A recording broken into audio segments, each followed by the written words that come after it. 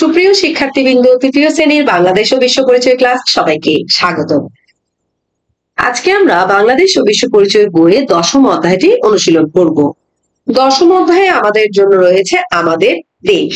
এই অধ্যায়ে আমরা আমাদের দেশের মানচিত্র, বিভিন্ন দিক, বিভিন্ন জেলা এবং মানচিত্রের বিভিন্ন অংশ চিহ্নিতকরণ এবং সর্ব উত্তর, সর্ব দক্ষিণ, উত্তর পূর্ব দিকের জেলার নাম, বিভিন্ন কৃষিজাত পণ্য, শিল্পজাত পণ্য ইত্যাদি বিভিন্ন বিষয় সম্পর্কে জানবো। এবং এখানে বেশ কিছু ছক রয়েছে, পুরো অনুশীলনটি পড়ে ছকগুলো আমাদের অনুশীলন করতে হবে।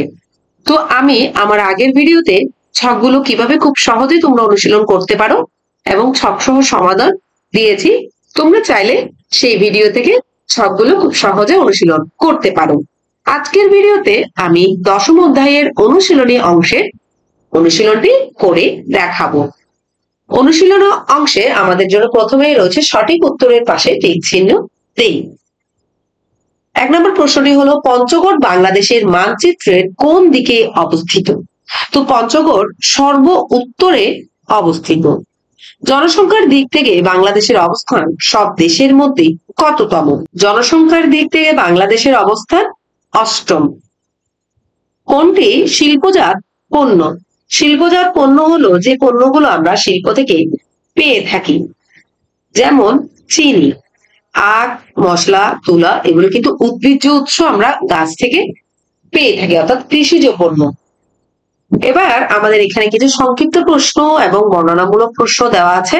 প্রশ্নগুলোর উত্তর আমরা এখন দেখে নেব। চাকে অর্থকরী ফসল বলা হয় কেন? চাকে অর্থকরী ফসল বলা হয় কারণ বিদেশে চা রপ্তানি করে প্রচুর বৈদেশিক মুদ্রা পাওয়া যায়, অর্থাৎ অর্থ বা টাকা আয় করে বলে চাকে অর্থকরী ফসল বলা হয়। 2 নম্বর প্রশ্নটি হলো, কয়েকটি কৃষিজাত পণ্যের নাম লিখি।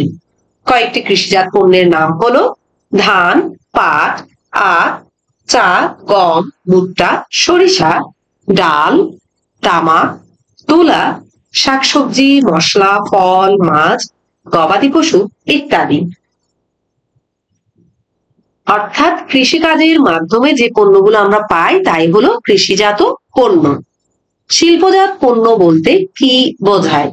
শিল্প থেকে প্রাপ্ত পণ্যই হলো শিল্পজাত পণ্য। মানব সম্পদ বলতে কি বোঝায়? মানব অর্থ মানুষ।